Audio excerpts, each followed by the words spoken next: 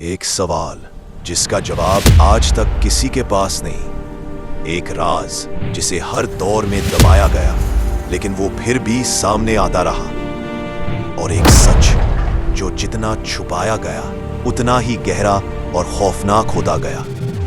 آج ہم اسی سچ سے پردہ اٹھانے والے ہیں، بنا کسی دکھاوے کے، بنا کسی ڈر کے۔ آپ صلی اللہ علیہ وسلم اپنی وفات سے پہلے صحابہ کو دنیا کے آنے والے وقت کی کئی باتیں بتا چکے تھے۔ ایک دن حضرت عمر رضی اللہ تعالیٰ عنہ اور باقی صحابہ مسجد نبوی میں بیٹھے تھے۔ اچانک ایک رعبدار اور بے حد خوبصورت شخص مسجد میں داخل ہوا۔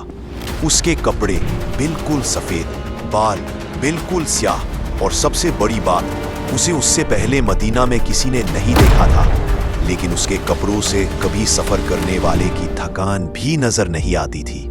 وہ سیدھا آیا اور رسول اللہ صلی اللہ علیہ وسلم کے سامنے بیٹھ گیا اور بولا، اے محمد، مجھے اسلام کے بارے میں بتائیے۔ وہ شخص سوال پوچھتا رہا اور آپ صلی اللہ علیہ وسلم جواب دیتے رہے۔ اسلام، ایمان، احسان اور پھر قیامت کے بارے میں سوال۔ جب وہ چلا گیا، آپ صلی اللہ علیہ وسلم نے پوچھا، کیا تم نے اسے پہچانا؟ پھر فرمایا، وہ جبریل علیہ السلام تھے، تمہیں دین سکھانے آئے تھے۔ جبریل علیہ السلام نے قیامت کی نشانیوں کے بارے میں پوچھا، اور آپ صلی اللہ علیہ وسلم نے دو بڑی نشانیاں بتائیں۔ پہلی نشانی، جب اولاد اپنے والدین کو غلام سمجھنے لگے گی۔ دوسری نشانی، جب ننگے پیر غریب چرواہے ایک دوسرے سے اونچی عمارتیں بنانے میں مقابلہ کریں گے۔ یہ بات سن کر جبریل علیہ السلام اٹھے اور چلے گئے۔ صحابہ کھوجتے رہے لیکن وہ شخص کہیں نہیں ملا۔ آپ صلی اللہ علیہ وسلم نے جن غریب چرواہوں کا ذکر کیا وہ تھے عربی بدو، خانہ بدوش، جنہیں عرب کا سب سے غریب طبقہ مانا جاتا تھا۔ صحابہ حیران تھے، یہ لوگ اونچی عمارتیں، یہ کیسے ممکن ہے؟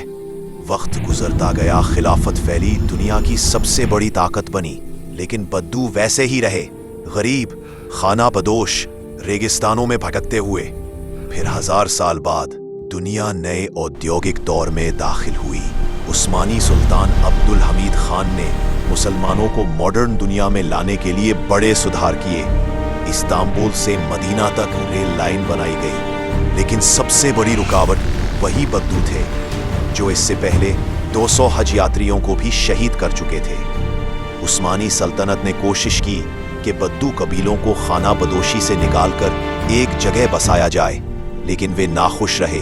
پھر سعودی عرب کے پہلے بادشاہ ابن سعود نے انہی بدوؤں کو ایک جٹ کر کے اوٹومن سلطنت کے خلاف فوج کھڑی کی۔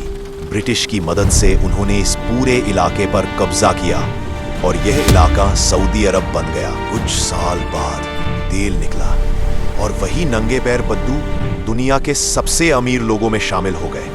ارب پتی، کروڑ پتی، سارے انہی قبیلوں سے نکلنے لگے، لیکن انہیں پتا چل گیا تھا تیل ہمیشہ نہیں رہے گا، ایک دن ختم ہو جائے گا۔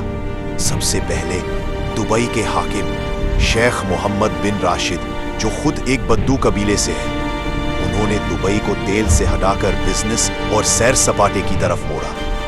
دبئی دنیا کا چمتکار بن گیا اور پھر برج خلیفہ بن گئی، دنیا کی سب سے اونچی عمارت۔ اس سے پہلے 5500 سال تک پیرامڈ آف گیزا انسانوں کی سب سے اونچی عمارت تھا۔ دبئی کی کامیابی دیکھ کر سعودی نے مقابلہ شروع کیا۔ مکہ میں کعبہ کے سامنے دنیا کی چوتھی سب سے اونچی عمارت بنائی گئی۔ پھر اعلان ہوا جدہ ٹاور کا، جو برج خلیفہ سے بھی اونچا ہوگا۔ اس پروجیکٹ کے سربراہ الولید بن طلال پھر وہی ایک بدو قبیلے سے۔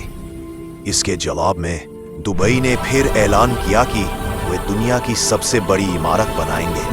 آج عرب کے ملک ایک دوسرے سے مقابلہ کر رہے ہیں کہ کون سب سے اونچی عمارت بنائے گا، اور سب سے حیران کرنے والی بات، ان سب کے پیچھے وہی لوگ ہیں جو کبھی ننگے پیر ریگستان میں بھٹکنے والے غریب چرواہے تھے۔ یہ قیامت کی نشانی ہے کہ جبریل علیہ السلام خود مسلمانوں کو یہ سکھانے آئے تھے، اور آج رسول اللہ کی بتائی ہوئی اس نشانی کو ہم اپنی آنکھوں کے سامنے پورا ہوتے دیکھ رہے ہیں۔ سبسکرائب